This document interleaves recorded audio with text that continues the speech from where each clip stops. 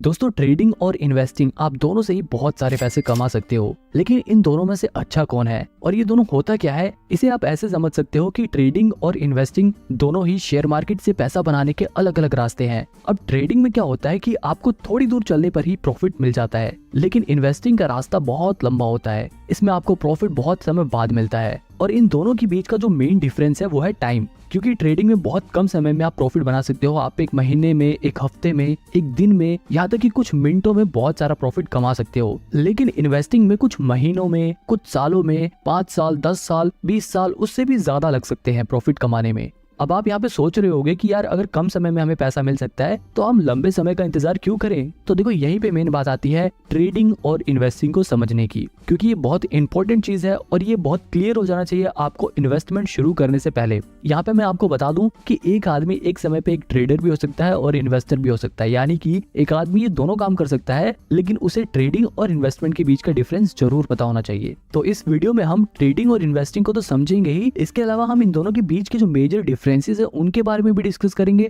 और सबसे आखिरी में मैं आपको ये भी बताऊंगा कि आपको ट्रेडिंग करनी चाहिए या इन्वेस्टिंग करनी चाहिए।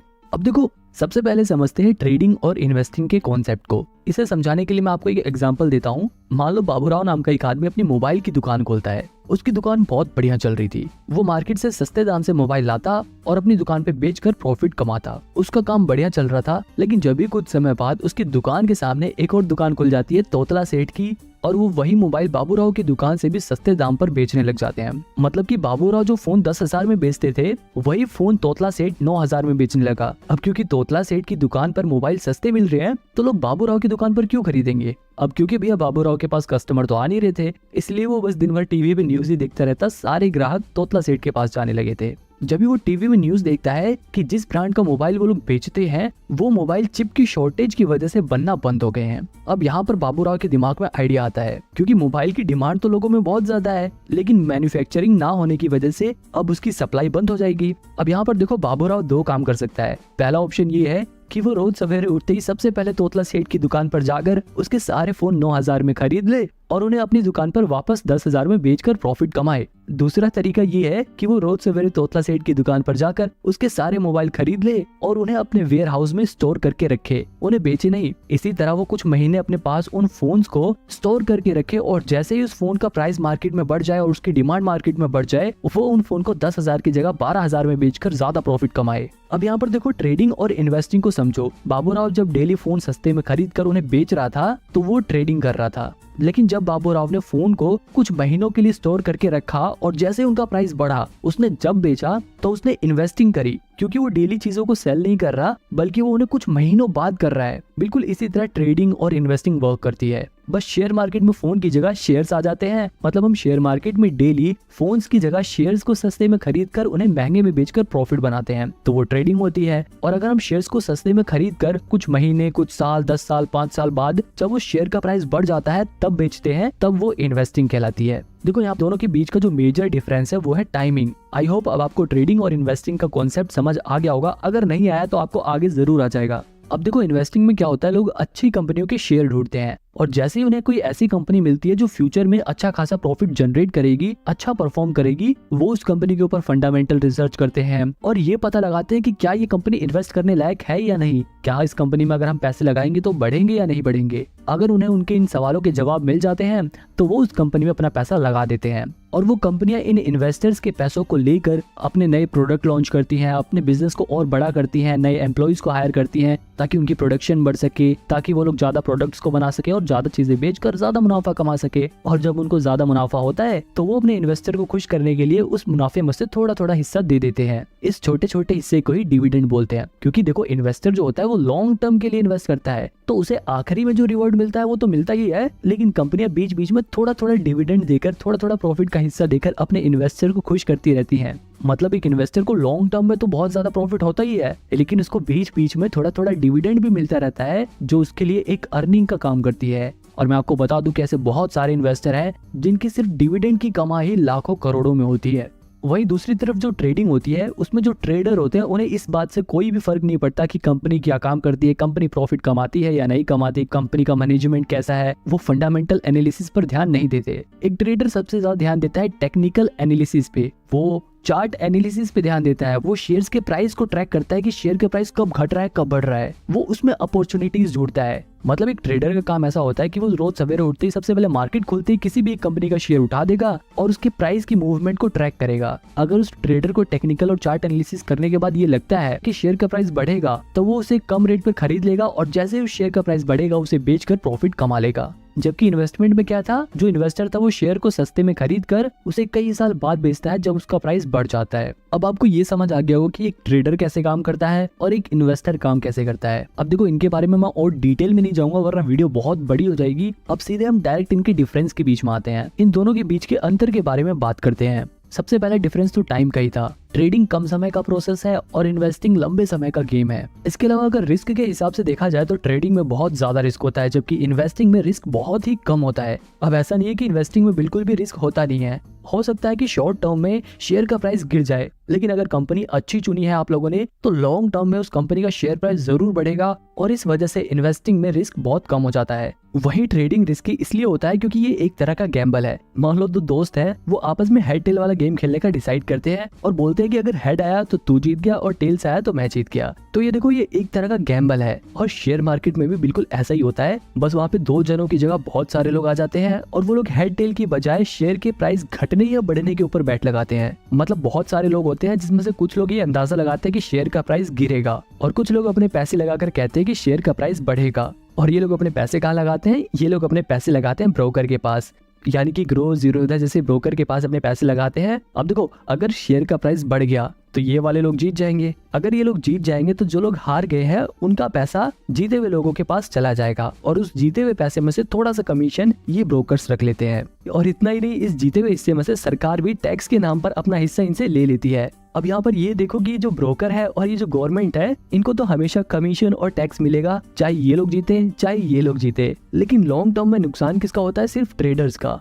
मतलब सिंपल सी बात यह है कि अगर ट्रेडिंग में आपने पैसे बनाए हैं तो वहीं दूसरी तरफ किसी ने अपने पैसे गंवाए हैं। कल को जब वो पैसे बनाएगा तो हो सकता है कि आप अपने पैसे गंवाओ, इसीलिए ट्रेडिंग रिस्की रहता है।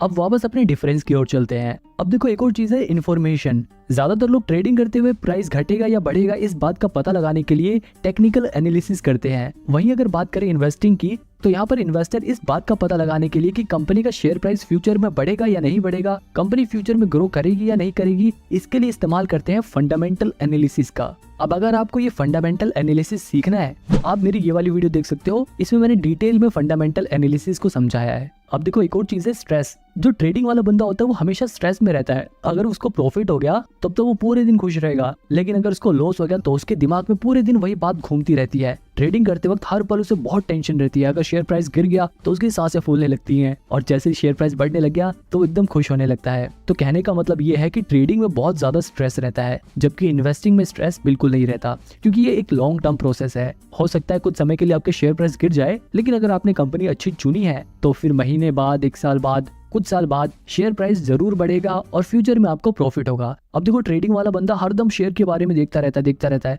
लेकिन इन्वेस्टिंग वाला बंदा आराम से एक बार इन्वेस्ट कर देगा और फिर कुछ टाइम बाद अपना देखेगा इन्वेस्टमेंट, अच्छा हाँ मेरा शेयर प्राइस जितना बढ़ गया या इतना गिर गया, फिर दोबारा बंद कर लेगा, क्योंकि उसे बेचना नहीं है, उसने लॉन्ग टर्म के लिए इन्वेस्ट कर रखा है। फिर कुछ समय बाद वो दोबारा से खोल के देखेगा कि हाँ भाई अब तो आज मेरे शेयर प्राइस बढ़ गए, वो कम देखेगा और उसको कम टेंशन होगी। लेकिन ट्रेडर को हर पल टेंशन रहती है, प्रॉफिट होने के बाद भी और लॉस होने के बाद तो ऑब्वियसली रहती है। एक और सवाल है कि ट्रेडिंग में ज्यादा पैसे हैं या इन्वेस्टिंग में। अब देखो इस सवाल का जवाब बड़ा ही मुश्किल है, क्योंकि ट्रेडिंग में आप बहुत कम समय में बहुत ज्यादा पैसा कमा सकते हो, लेकिन इन्वेस्टिंग में आप ज्यादा समय में इतना ज्यादा प्रॉफिट कमा सकते हो कि कोई सोच भी नहीं सकता। क्योंकि इन्वेस्टिंग में कंपाउंडिंग अपना असर दिखाती है और पैसा बढ़ते बढ़ते बढ़ते बहुत ज्यादा बढ़ जाता है। वही अगर ट्रेडिंग की बात करें तो ट्रेडिंग में एक प्लस पॉइंट ये है कि आप ट्रेडिंग को कम पैसे में भी कर सकते हो, यानी कि आप कम पैसा लगाकर भी प्रॉफिट जनरेट कर सकते हो। लेकिन अगर इन्वेस्टिंग की बात करें तो सिर्फ आप 1000-2000 लगा के बहुत सारा पैसा कमा नहीं सकते। आप ट्रेडिंग में 1000-2000 लगाकर 5-10 हजार रुपए का मुनाफा कमा सकते हो, लेकिन जैसे कि मैंने बताया था कि रिस्क यहाँ पे ज्यादा होता है। ट्रेडिंग में आपके ये भी चांसेस है कि आप अपने 1000-2000 रुपए गवा दो, लेकिन इन्वेस्टिंग में आपके 1000-2000 रुपए कुछ कम हो सकते हैं। अगर आपने बिल्कुल ही खराब कंपनी चुन ली तो हो सकता है कि आपके पैसे कुछ कम हो जाए, लेकिन पूरे कभी खत्म नहीं होंगे। बहुत ज्यादा गिरने लगे तो आप उसे बेच सकते हो। तो मतलब ट्रेडिंग बहुत ज्यादा रिस्की है, लेकिन आप ट्रेडिंग में कम पैसे से भी ज्यादा पैसा कमा सकते हो। बात करें एक्सपेंस की, अगर आप ट्रेडिंग करते हो तो आपको ज्यादा चार्जेस देने पड़ेंगे, लेकिन अगर आप इन्वेस्टिंग करते हो, आप डिलीवरी में शेयर्स को खरीदते हो, तो आपको ब्रोकरेज कम देना पड़ेगा, यानी कि कम चार्जेस देने पड़ेंगे। जैसे कि मैंने आपको ऊपर वाले एग्जांपल में बताया था कि लोग ट्रेडिंग में बहुत सारी ट्रांजैक्शन करते हैं, इसलिए उनके ऊपर चार्जेस लगकर बहुत ज्यादा चार्जेस हो जाते हैं। लेकिन इन्वेस्टिंग में लोग एक बार शेयर खरीद लेते हैं तो उसे कई सालों बाद बेचते हैं, इसलिए उसके ऊपर चार्जेस बहुत कम लगते हैं।